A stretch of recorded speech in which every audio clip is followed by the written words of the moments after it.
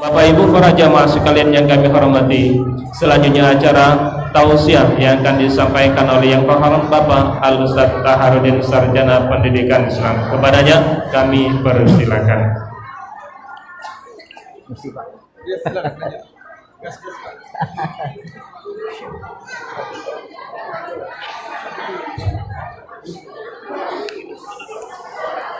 Bismillahirrahmanirrahim. Assalamualaikum warahmatullahi wabarakatuh.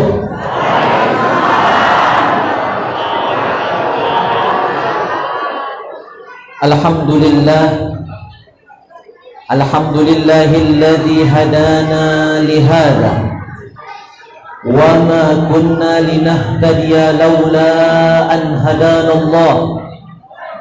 Ashhadu an la ilaha illallah wahdahu la syarika lah wa ashhadu anna sayyidana Muhammadan abduhu wa rasuluhu la nabiyya ba'dah.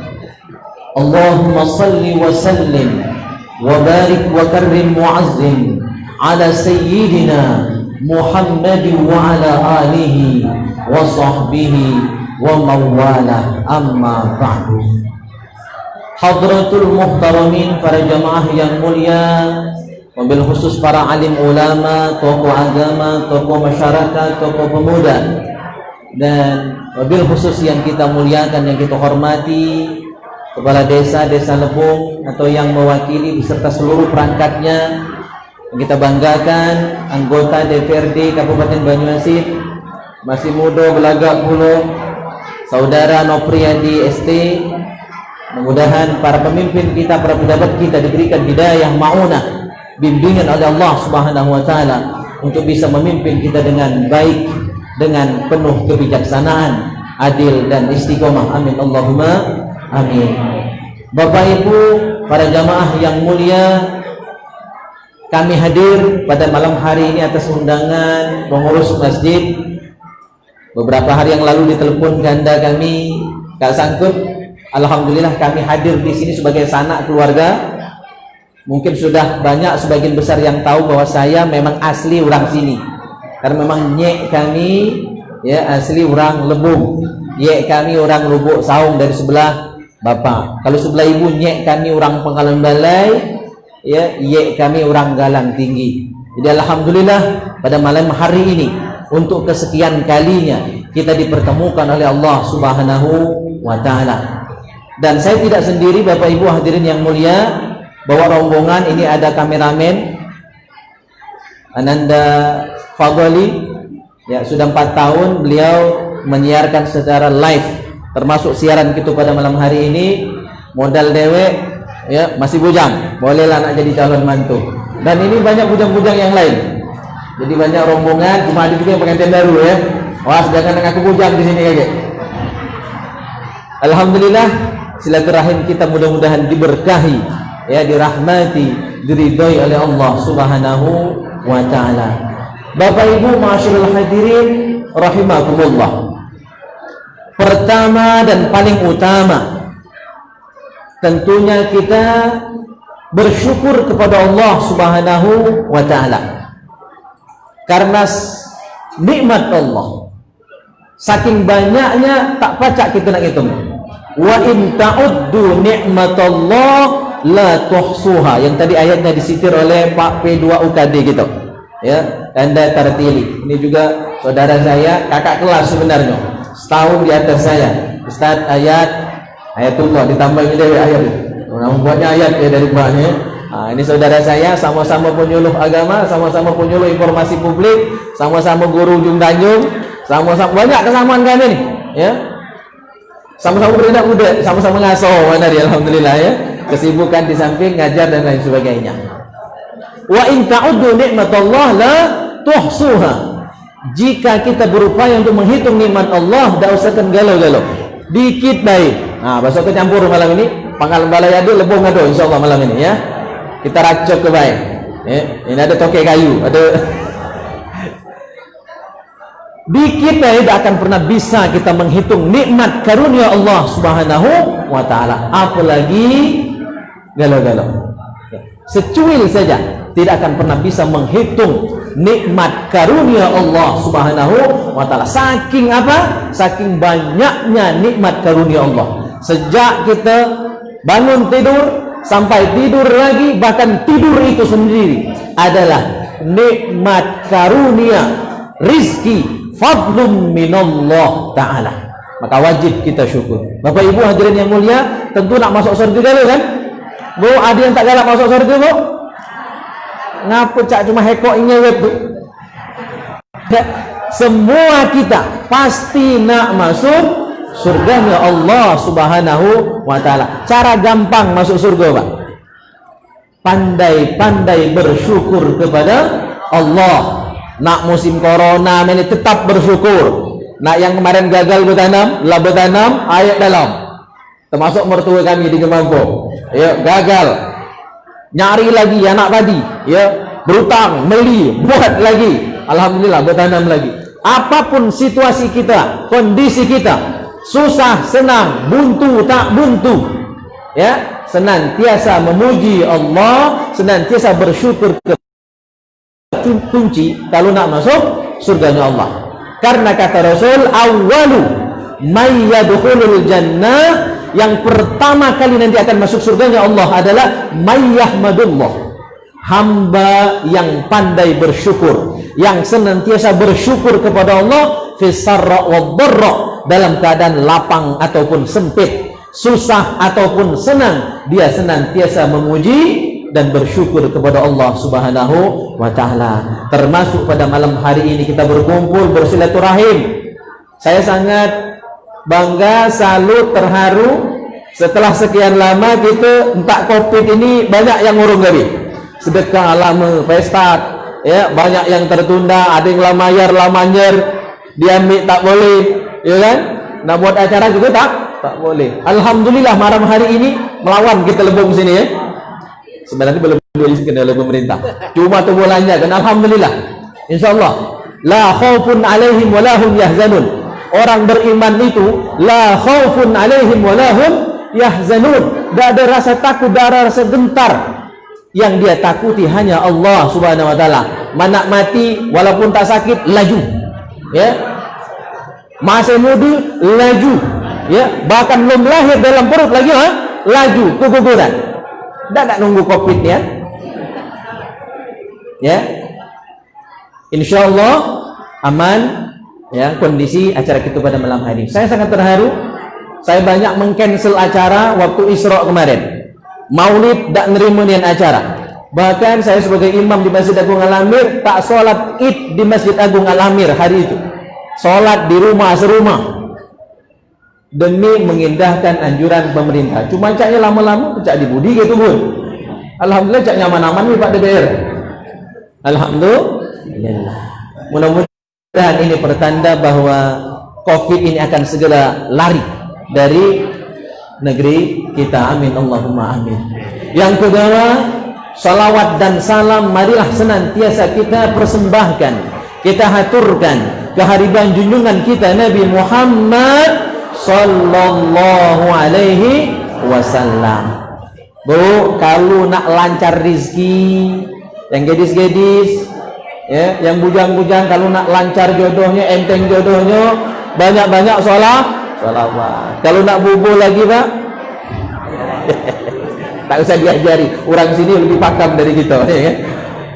Kalau nak lancar rizkinya banyak-banyak, ya, sholawat kepada Rasulullah sallallahu alaihi wasallam. Malam hari ini insyaallah akan saya sampaikan satu ijazah tentang sholawat yang melancarkan rizki. Mudah-mudahan panen padi kita tahun ini, ya, mudah-mudahan kuatnya kalau rizki ini, ya. Lagi yang jodohnya lancar, ya. Amin. Sholawat kepada Nabi, sholawatnya pendek, cuma tak boleh dicatat, ya, harus dihafal saat ini juga. Pendek salawat insyaallah. Allahumma, boleh diikuti, Allahumma salli wa sallim ala sayyidina Muhammad. Allahumma salli wa sallim ala sayyidina Muhammad. Pendek kan? Masih ada sambungan. Karimil abai, karimil abai wal ummahat, wal ummahat. Hanya sampai di situ. Allahumma salli wa sallim ala sayyidina Muhammad karimil abai wal ummahat. Allahumma salli wa sallim ala sayyidina Muhammad karimil abai wal ummahat. Sudah hafal? Tidak boleh dicatat, karena saya juga mendapatkan ijazah ini secara talaqi, lisan, dibaca 10 kali setiap hari. Tak usah lebih, tak usah kurang.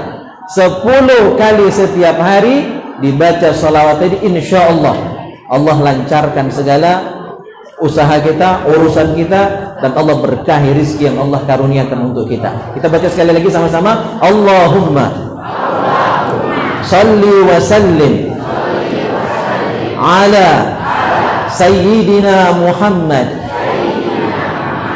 karimil abai wal ummahat. Sudah hafal? Sekali lagi. Allahumma salli wa sallim ala sayyidina Muhammad karimil abai wal ummahat.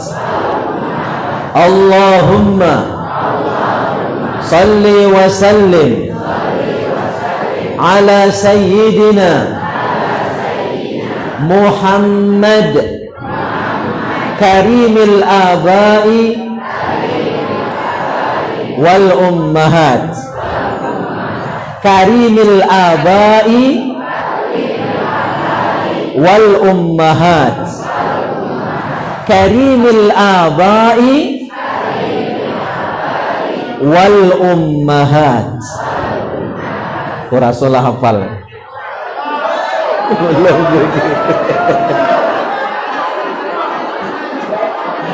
Habis diselawat dari berarti kita malam ini.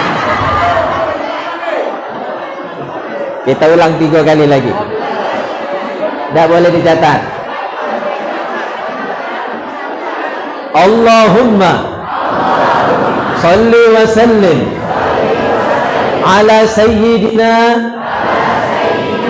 Muhammad karimil abai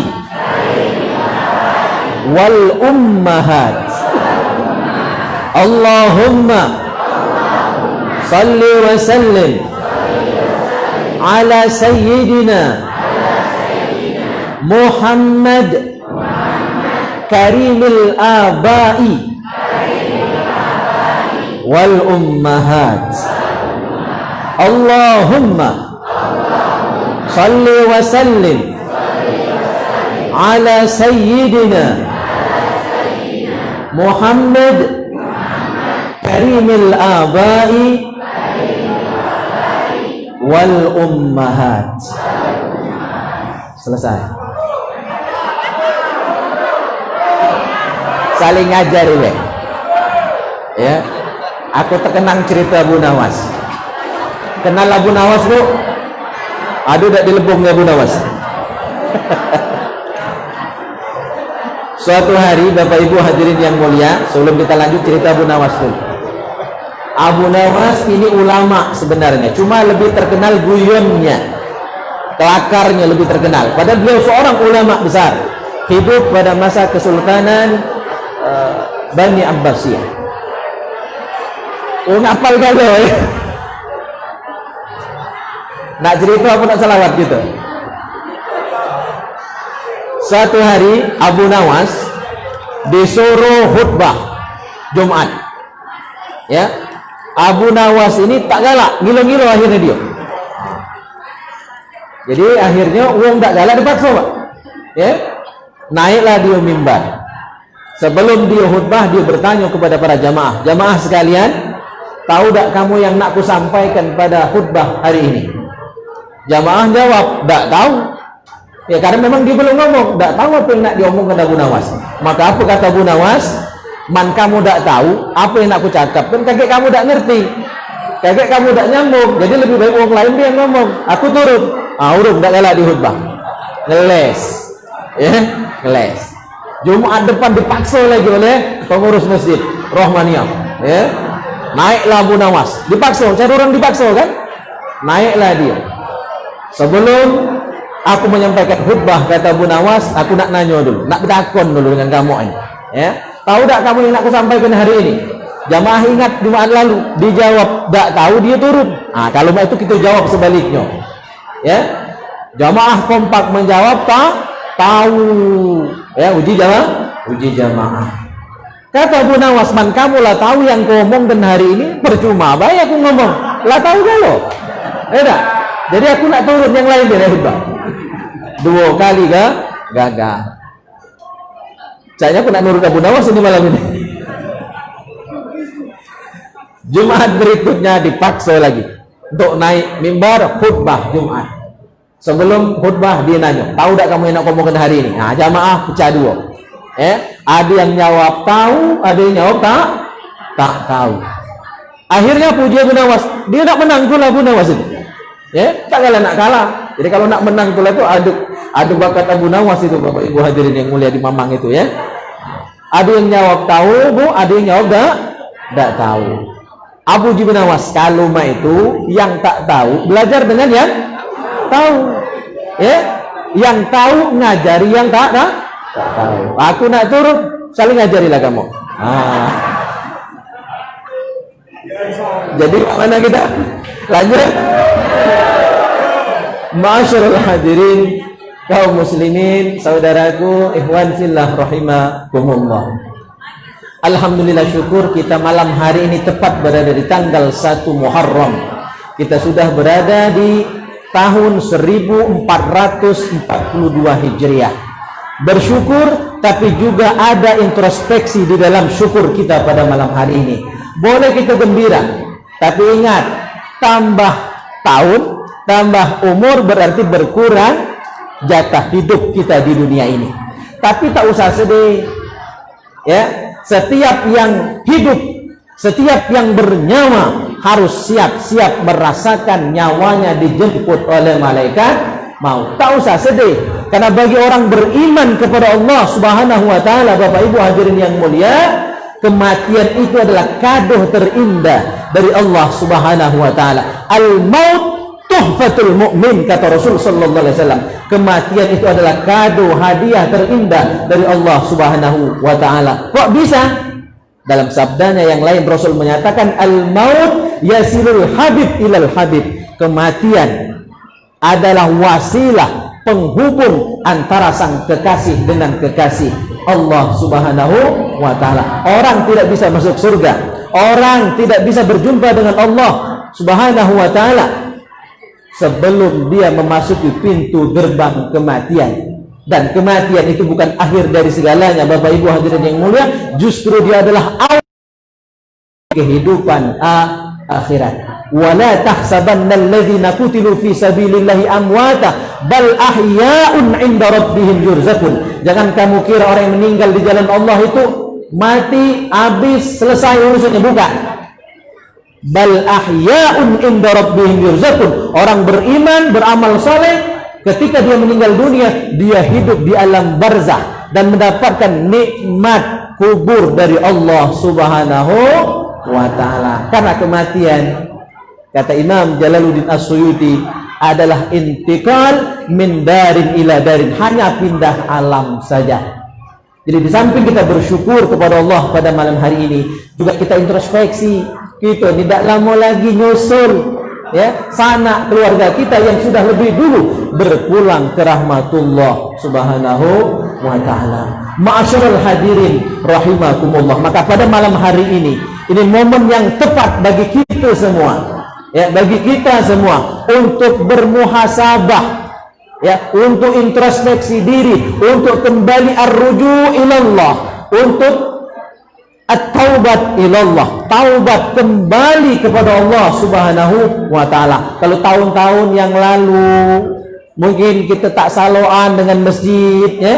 Nah, mulai sekarang inilah momen, ya, inilah awal bagi kita, inilah tonggak awal bagi kita untuk lebih taat, untuk lebih dekat lagi dengan Allah subhanahu wa ta'ala. Maka taubat itu Bapak Ibu hadirin yang mulia, tadi baru saya buka dalam kitab Al-Minahus Saniyah karya Syekh, ya, Abdul Wahab Asy-Sya'rani. Apa kata beliau? Taubat itu ada 9 tingkat Bapak Ibu hadirin yang mulia.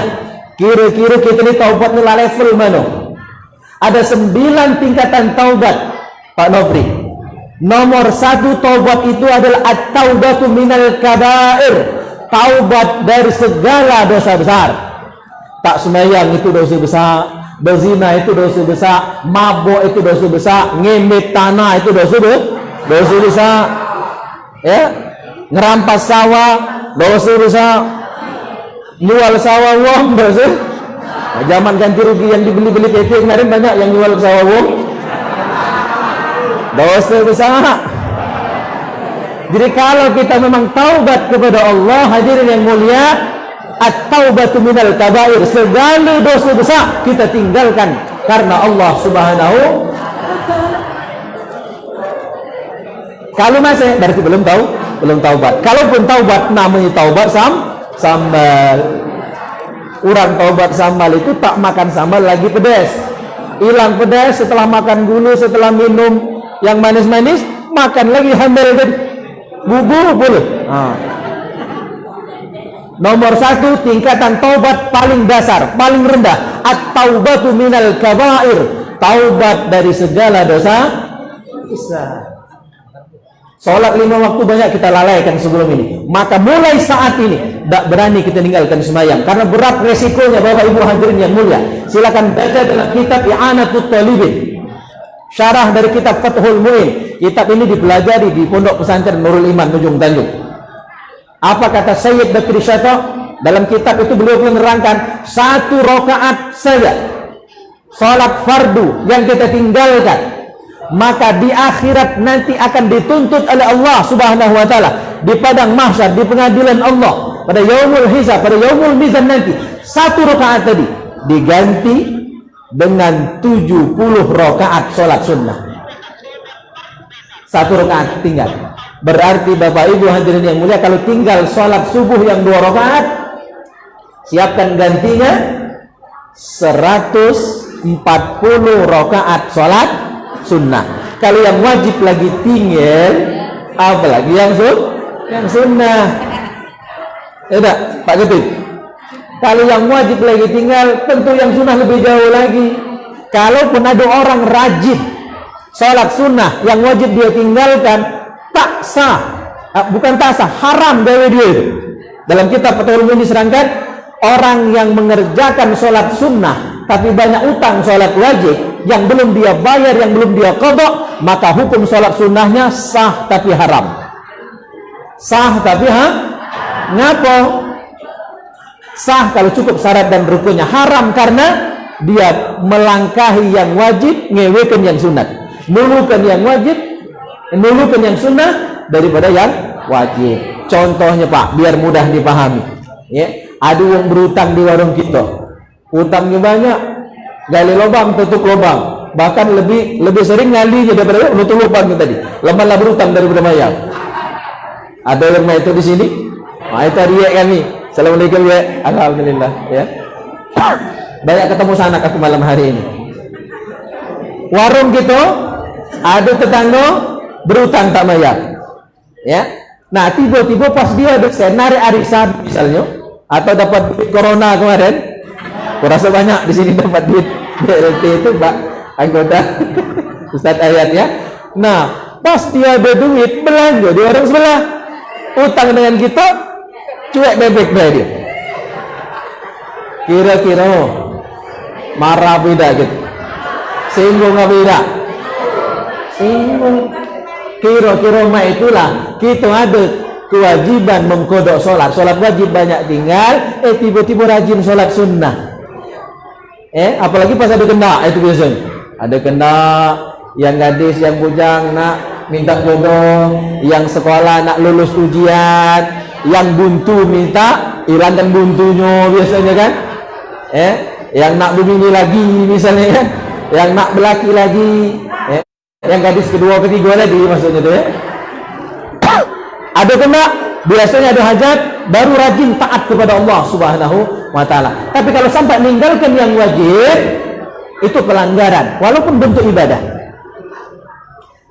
Maka taubat nomor 1 itu at-taubatu minal kabair, meninggalkan seluruh dosa besar, dan termasuk dosa besar tidak melaksanakan sholat fardu 5 waktu, karena resikonya berat bu di akhirat kelak. 1 rakaat wajib diganti dengan sholat sunnah 70 rakaat. Kita kalikan sehari semalam ada 17 rakaat. Ya, pilihannya ya. Ini razi bujang itu di bawah ya. Toke kalau itu ada toke itu, ada toke krese. Ada tokenya itu punya kafe dia di depan sebelah koramil. Ya. Kalau tinggal sholat wajib 5 waktu sehari semalam 17 rakaat. 17 rakaat kalikan 70 rakaat sholat sunnah. Berapa itu jumlahnya Pak? Nah, ini toke ini kan sangkut tahu hitungannya tuh. Ya. Toke pasir beliau ini kan. 17 kali 70. Berapa rakaat? 1190 rakaat sholat sunnah. Sebagai ganti 17 rakaat wajib yang tinggal tadi. Jadi lemak mana Pak? Lemak yang wajib apa lemak yang sunat? Lemak yang wajib. Maka jangan berani meninggalkan yang wajib, karena ketika ditinggalkan tetap wajib dibayar, tetap wajib dilunasi. Utang dengan sesama makhluk saja wajib dilunasi, apalagi utang dengan Allah Subhanahu. Taubat dari yang dosa besar. Itu baru 1 contoh kita. Naik dikit, lebih jalankan seluruh kewajiban, tidak lagi melakukan dosa besar. Naik ke level yang kedua, taubat itu at-taubatu minas saghair, taubat dari dosa-dosa kecil. Ya, taubat dari dosa-dosa kecil. Apa bedanya dosa besar dosa kecil? Kalau dosa besar itu dosa yang diancam dengan nerakanya Allah, dosa yang diancam dengan dapat laknat dari Allah Subhanahu wa ta'ala. Nah, sisanya itu dosa kecil. Ya, dosa kecil. Naik lagi summa al-makruhat, kemudian taubat dari melakukan hal-hal yang makruh. Makruh itu bukan dosa Bapak Ibu hadirin yang mulia, tetapi dibenci, tidak disenangi, tidak disukai oleh Allah dan Rasulnya. Contohnya makan kabau, ya, makan petai, makan laham, ya, makan jeruk, ya, atau masuk masjid tak pakai wewangian, itu makruh. Ya, bahkan menjadi uzur orang yang ya keringat bau, mohon maaf ya, dia mau sholat berjamaah di masjid, itu termasuk uzur. Ya, jadi dia boleh tak ke masjid, mandi dulu kalau nak ke masjid. Dikiaskan dengan zaman Rasulullah melarang orang yang makan bawang abang, bawang putih untuk sholat berjamaah di masjid. Kenapa? Hawanya lain, hawa bawang. Nah, apalagi yang lebih busuk dari hawa bawang itu, meninggalkan yang makruh. Karena kata Syekh Abdul Wahab Asy-Sya'rani, Bapak Ibu hadirin yang mulia, ciri mukmin sejati, dia tinggalkan yang makruh seolah-olah meninggalkan yang haram, dan dia tinggalkan yang haram seolah-olah dia meninggalkan sesuatu yang dapat menyebabkan dia murtad dari agama Allah. Nah, itu sikap kita, meninggalkan yang makruh seolah-olah meninggalkan yang haram. Yang ibadah makna dia kerjakan yang sunnah seolah-olah mengerjakan yang wajib, saking seriusnya. Ya, sementara yang wajib dia tinggalkan, dia kerjakan tentu lebih bersemangat lagi. Yang sunnah seolah-olah wajib, yang wajib lebih hebat. Yang pertama tadi taubat dari dosa besar, yang kedua taubat dari dosa kecil, yang ketiga taubat dari hal-hal yang dimakruhkan, yang tidak disenangi, walaupun bukan dosa, tapi Allah tidak senang kita melakukannya, maka kita tinggalkan karena Allah Subhanahu wa ta'ala. Yang keempat, thumma min khilafil aula, taubat dari khilaful aula. Khilaful aula artinya perbuatan yang bernilai utama, yang afdol, pahalanya lebih besar dari yang tidak itu. Contohnya, sholat berjamaah di masjid termasuk afdol. Berarti kalau sholat di rumah sah, cuma kurang afdol. Maka mulai saat ini, kalau dulu masih galak sholat di rumah, sah memang. Tapi ke depan, sejak tahun baru 1442 Hijriah ini, kita ramaikan masjid ini dengan sholat berjamaah di masjid. Karena inilah yang paling afdol, ya, dalam pandangan Allah Subhanahu wa ta'ala, dan Rasulullah tidak pernah meninggalkan sholat berjamaah di masjid. Fadilahnya luar biasa, ya, luar biasa fadilah sholat berjamaah di masjid. Dalam kitab Fathul Bari, Bapak Ibu hadirin yang mulia, yang dikarang oleh Syekh Ibnu Hajar Al-Asqalani, pengarang kitab ini mirip namanya dengan Pak Bupati kita, Syekh Ibnu Hajar Al-Asqalani. Beliau menerangkan, Bapak Ibu hadirin yang mulia, fadilah sholat berjamaah itu ada 27 derajat. Nah, 27 ini artinya, kata beliau, memang betul-betul akan Allah berikan 27 keutamaan kepada orang yang sholat berjamaah di masjid. Kita tidak akan bahas 27-nya, Bu, sampai subuh kalau tidak kita bahas. Hekok dia akan kita bahas pada malam hari ini. Apa dari 27 itu yang jarang kita bahas, yang jarang kita ketahui? Tapi kalau anak pikir-pikir subuh pemuda hijrah ini, orang sering ngikuti saya kemana-mana, lah tahu kalau lah hafal ya. Satu dari 27 itu, Bapak Ibu hadirin yang mulia, sholat berjamaah di masjid yang paling afdal, yang paling utama adalah wa'audu barakatul kamil alam naqis. Orang yang sholatnya sempurna ikut menyempurnakan sholat yang kurang sempurna. Artinya apa? Kata para ulama, seluruh orang yang sholat di masjid, sholatnya dianggap sah dan diterima oleh Allah Subhanahu wa ta'ala. Ada jaminan diterima sholat kita di masjid. Tapi kalau di rumah baru diterima Allah kalau khusyuk nian, sempurna nian, bagus nian, baru diterima kalau sholat kita di rumah. Tapi kalau di masjid ada salah, ada kurang, dimaklumi oleh Allah Subhanahu wa ta'ala. Silakan baca dalam kitab Mustamil ala Arba'i Rasail karya Imam Ahmad Zaini Dahlan, Syekh Ahmad Zaini Dahlan. Dalam kitab beliau terangkan, ketika kita sholat berjamaah, Bapak Ibu hadirin yang mulia, Allah lihat hati sang imam terlebih dahulu. Kalau imam Ustaz Ayat, ya, Pak Tartili, mungkin Kak Sangkut juga pernah jadi imam, ya. Allah lihat hati sang imam terlebih dahulu. Ketika imamnya khusyuk, imamnya ikhlas, imamnya sempurna memimpin sholat kita berjamaah, maka Allah terima sholat imamnya dan seluruh makmumnya tanpa dicek satu persatu lagi. Padahal seluruh makmum belum tentu seluruhnya khusyuk, kan? Ada yang kurang, ya kan? Tapi berkat imamnya khusyuk, berkat imamnya sempurna memimpin sholat berjamaah, berkat imamnya ikhlas karena Allah memimpin sholat berjamaah, bukan karena hal lain, tapi ikhlas murni karena Allah Subhanahu wa ta'ala, maka sholat seluruh makmumnya Allah terima. Berikutnya kata beliau, seandainya imamnya kurang khusyuk, kurang ikhlas, mungkin agak minta alam dikit, ya, mentang-mentang sholat di belakang ada bupati, ada anggota DPR, lagu dibagus-baguskan Pak Nopri, ya. Kadang-kadang ada yang itu kocak ditangis-tangiskan, dibuat-buat, ya. Mungkin, ya, barangkali ada yang modelnya itu, mudah-mudahan tidak, ya. Nauzubillah min zalik.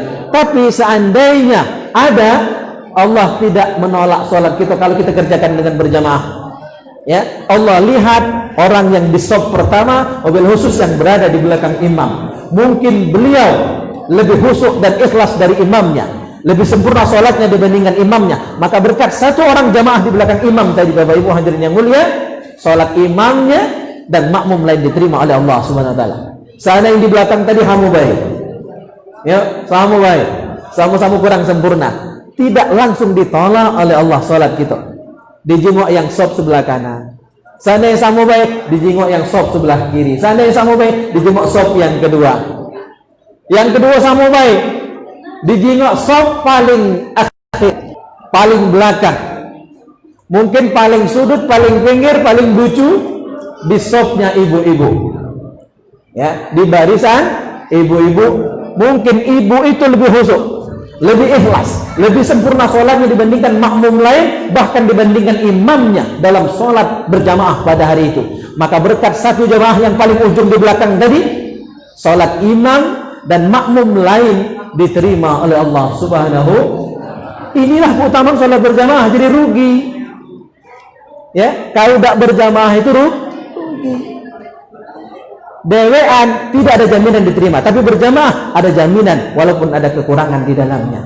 Terakhir dari kisah sholat berjamaah ini, seandainya Bapak Ibu hadirin yang mulia, semasjid, Ustaz ayat dari imam sampai makmum paling belakang, semasjid lah, tak kaki yang khusus sholat juga, kaki yang ikhlas, kurang sempurna sholat, tapi sah secara hukum, artinya syarat rukun terpenuhi, syaratnya sah dulu. Ya, semasjid kaki yang sempurna, kurang khusyuk dan ikhlasnya, apakah ditolak oleh Allah sholat kita pada hari itu? Tidak serta-merta ditolak oleh Allah Subhanahu wa ta'ala, tetap diterima oleh Allah sholat kita dengan berjamaah walaupun penuh kekurangan. Karena apa? Yadullah ala aidihim. Ya, rahmat Allah berada di atas jamaah. Yadullah alal jamaah, bukan ala aidihim. Yadullah alal jamaah. Rahmat Allah meliputi, melingkupi orang-orang yang berjamaah. Berjamaah untuk sholat, berjamaah untuk baca yasin pada malam hari ini, berjamaah untuk tausiah malam tahun baru ini. Ketika kita berkumpul untuk melakukan kebaikan, amal soleh, termasuk sholat berjamaah di dalamnya, itulah yang membuat Allah senang. Dan saking senangnya Allah Subhanahu wa ta'ala, lupa salah kita, lupa kurang kita, memang dilupakan oleh Allah. Saking senangnya Allah melihat kita berkumpul untuk melakukan kebaikan. Bapak Ibu hadirin yang mulia, hebatnya salat berjamaah. Itu dari segi, ya, diterimanya salat kita walaupun kurang di sana sini. Satu hadis tentang keutamaan salat berjamaah. Ya, apa kata Rasul sallallahu alaihi wasallam? As-salatu fil masjidil jami', salat di masjid jami', ta'dilu al-faridatu hajjatan mabrurah. Nilai salat fardu 5 waktu kita kerjakan di masjid. Tadi kita salat isya berjamaah di sini, ya, salat isya yang tadi kita laksanakan dengan berjamaah, nilainya Bapak Ibu hadirin yang mulia, hajjatan mabrurah, setara dengan haji yang mabrur. Padahal orang haji belum tentu mabrur, tapi kita sholat isya, sholat subuh nanti dengan berjamaah, nilainya setara. Hajjatan mabrurah, haji yang mabrur. Di mana orang yang haji mabrur, balasannya tidak ada lain selain surganya Allah Subhanahu wa ta'ala. Orang haji belum tentu mabrur, tapi kita rajin sholat, insya Allah dapat pahala haji yang mabrur. Wan nafilatu kahajjatin mutaqabbalah, sholat sunnah yang kita kerjakan di masjid jami', nilainya setara dengan haji yang dikabulkan, yang diterima oleh Allah Subhanahu wa ta'ala. Wassalatu fil masjidil jami' ala ma siwahu minal masajid bi 500 salatin. Salat kita berjamaah di masjid jami' nilainya lebih utama dibandingkan salat di tempat lain. Salat di rumah, salat di sawah, salat di kebun para, salat di kantor, kalah galon. Abdullah salat di masjid, berapa nilainya? Bi 500 salatin, 500 kali lipat dibandingkan sholat di rumah, sholat di masjid. Sayang pahala itu bukan cak duit, Bu ya.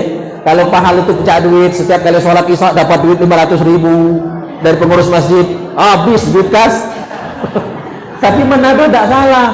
Seharusnya masjid itu, saya berulang kali di Palembang dulu lagi kuliah ikut pelatihan manajemen masjid, mendatangkan tutor-tutor dari Jakarta, ya, kiai-kiai besar. Itu sering disarankan masjid itu harus menjadi sumber kemakmuran jamaahnya, jiwa orang Kristen. Kita kalah kadang-kadang, ya. Saya bukan memuji, tapi kita bisa belajar. Kita kalah kadang sama orang Kristen. Gereja itu setiap jamaah ada datanya. Kalau ada yang buntu dibantu oleh gereja. Man kita ini Ya, maka nggak dengan celengan kita dipedet oleh orang yang indur. Cuma itu belum siap kita melaksanakan itu karena celengan kita juga kecil duitnya ya. Nah, kalau di kota besar itu ratusan juta, seharusnya bisa dimanfaatkan duit kas masjid yang besar itu untuk membantu kehidupan ekonomi warga sekitar dengan cara mungkin simpan pinjam, bantuan usaha, modal usaha, atau dibantu untuk bertanam padi dan lain sebagainya.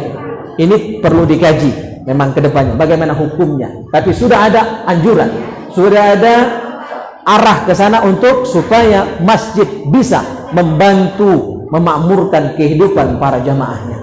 Masyarul hadirin rahimakumullah. Jadi salat di masjid 500 kali lipat pahalanya dibandingkan salat di selain masjid. Maka rugi kalau kita tidak ke masjid untuk salat berjamaah. Oke, kembali ke taubat tadi. Yang pertama taubat dari dosa besar. Yang kedua taubat dari dosa kecil. Yang ketiga taubat dari yang dimakruhkan oleh Allah. Yang keempat taubat dari khilaful aula, meninggalkan perbuatan yang mengandung nilai keutamaan. Itu pun harus taubat. Jadi makin tinggi taubat itu. Level kelima ini makin tinggi. Yang kelima at-taubatu min ru'yatihil hasanat. Taubat kepada Allah dari merasa dirinya orang baik. Nah, merasa dirinya orang baik, merasa orang soleh, merasa orang alim, merasa orang pinter, ya, merasa orang sugih, merasa cantik, ya, merasa ganteng, ya kan, merasa buaga, ya, merasa itu berarti belum. Sepintar apapun kita ketika merasa pintar berarti belum pintar. Merasa cantik secantik apapun berarti belum cantik. Karena itu semua adalah karunia dari Allah, pinjaman dari Allah Subhanahu wa taala. Suatu saat ditarik, ya, maka apa yang bisa dibanggakan dari semuanya. Yang keenam, summa min ru'yatihi annahu sara ma'dudan min fuqara'iz zaman. Yang keenam, level taubat nomor 6, ini taubat khusus para ulama, para ustadz yang sudah terkenal. Taubat dari merasa dirinya termasuk wali Allah, merasa kekasih Allah, merasa orang yang dekat dengan Allah, merasa itu yang salah. Tapi dekat dengan Allah wajib, tapi merasa dekat dengan Allah, ya, merasa alim, merasa soleh, itu yang keliru, itu yang salah. Maka wajib taubat, banyak istighfar ketika ada perasaan diri kita lebih baik dari orang lain. Yang ketujuh, summa min ru'yatihi annahu shadaqa fit taubat. Yang nomor 7, taubat level 7 adalah taubat dari merasa bahwa dirinya sudah benar dalam taubat. Ya, pecahlah diterima taubatnya. Ketika kita taubat kepada Allah, merasa taubat kita diterima, berarti belum diterima. Ciri orang yang taubatnya diterima, dia tidak merasa sudah bertaubat. Dia tidak merasa sudah menjadi orang baik, tapi merasa masih banyak salah, masih banyak kurang. Itulah ciri orang yang taubatnya sungguh-sungguh, yang disebut dengan taubatan nasuha. Nomor 8, ya, thumma min kulli khatirin yahturu lahu fi ghairi mardatillah. Taubat dari segala pikiran, dari segala perasaan tentang mencari ridho selain Allah Subhanahu wa ta'ala. Minta alam, taubat dari minta alam, dari riya, dari ujub, dari sum'ah, ya, itu taubat tak benar, berarti ibadahnya bukan ikhlas semata karena Allah. Wajib taubat ketika dalam ibadah kita mencari nilai dari selain Allah. Minta alam dengan mertua, minta alam dengan apa, pejabat misalnya kan, maka itu tidak ikhlas karena Allah. Terakhir, taubat nomor 9, yang ini level paling tinggi. Taubat puncak dari segala taubat. Apa kata ulama? Wa nihayatut taubah fattaubatu kullama ghafala an syuhudi rabbih ta'ala tarfata ainin. Taubat dari kelalaian dia walaupun hanya sesaat dari menyaksikan Allah Subhanahu wa ta'ala. Jadi ketika dia lalai sejenak saja dari Allah, bayangkan gitu kan, lalai terus, sembahyang lagi lalai, apalagi di luar sembahyang, ya. Orang yang level 9 ini, taubat paling tinggi ini, lalai sejenak saja. Bahasa yang tadi tarfata ain, sejenak, sedetik dia lalai dari Allah, dia sudah merasa berdosa dengan Allah. Makanya ini taubatnya level para nabi, para wali-wali Allah, termasuk kayak Sulaiman yang termasuk pendiri masjid ini sejarahnya ya, kayu ini. Beliau itu tidak pernah lalai dari Allah sejenak pun. Ini kami almarhum cerita, karena kami murid Kiai Sulaiman langsung di Cangkring, tempat yang kami tinggal sekarang itu tempat Kiai Sulaiman ngajar. Kami dapat riwayat dari kami, Kiai Sulaiman kalau makan itu satu suapan itu dikunyah sampai 33 kali. Artinya apa? Zikir setiap ngunyah itu. Man kita masak makan baru pindang debit, ya, baru pindang itu lalu puyuh dengan mertu kadang-kadang. Kiai Sulaiman setiap makan ngunyahnya berkali-kali dan dalam hatinya berzikir, selalu ingat kepada Allah Subhanahu wa Ta'ala. Nah, inilah level taubat yang paling tinggi. Masyarul hadirin rahimakumullah. Maka mudah-mudahan ya di tahun baru 1442 Hijriah ini kita senantiasa menjadi hamba Allah yang inabah, yang selalu bertaubat, yang selalu kembali kepada Allah setiap kali kita lalai. Dan taubat tidak usah nak nunggu dosa. Setiap saat ya kita kembali, kita memperbanyak istighfar kepada Allah Subhanahu wa Ta'ala. Masyarul hadirin rahimakumullah. Kiranya barangkali inilah yang dapat kami sampaikan dalam kesempatan yang mulia ini.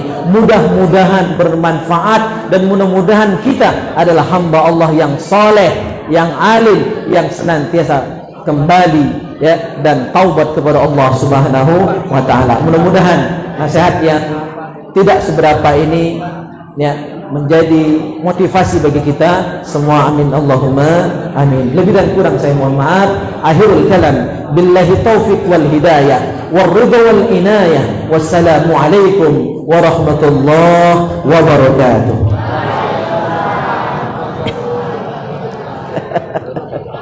Masyaallah. A'udzubillahi minasyaitonir rajim. Bismillahirrahmanirrahim. Alhamdulillahi rabbil alamin. Allahumma shalli wa sallim wa barik wa kallim wa azim ala sayyidina Muhammad wa ala ali sayyidina Muhammad. Allahumma ij'al jam'ana hadha jam'an marhuma wa tafarruqana min ba'dihi tafarruqan ma'suma. Allahumma inna nas'aluka minan ni'mati tamamaha wa minal ismati dawamaha wa minar rahmati shumulaha ومن العافية حصولها ومن العيش أرغده ومن العمر أسعده ومن الإحسان أتمه ومن الإنعام أعمه ومن الفضل أعذبه ومن اللطف أنفعه. يا رب كل شيء بقدرتك على كل شيء اغفر لنا كل شيء ولا تسألنا عن كل شيء ولا تحاسبنا في كل شيء وأعطنا كل شيء. ربنا آتنا في الدنيا حسنة وفي الآخرة حسنة وقنا عذاب النار. وصلى الله على خير خلقه محمد وعلى آله وصحبه أجمعين والحمد لله رب العالمين. تقبل الله منكم. Amin. Ya Allah. Terima kasih Bapak Ibu para jemaah sekalian. Selesainya doa ini, selesainya malam hari ini peringatan 1 Muharram 1442 Hijriah. Semoga apa yang disampaikan oleh beliau sama-sama kita mendapat ilmu dan iktibar pada kegiatan malam hari ini. Tentunya kita berharap barokah dan berkat dari Allah Subhanahu wa Ta'ala, senantiasa kita diberikan perlindungan, kesehatan, kemuliaan iman dan Islam. Saya sebagai ketua acara tidak kurang mohon maaf kepada Allah kami mohon maaf. Alhamdulillah, tapi hidayah. Assalamualaikum warahmatullahi wabarakatuh.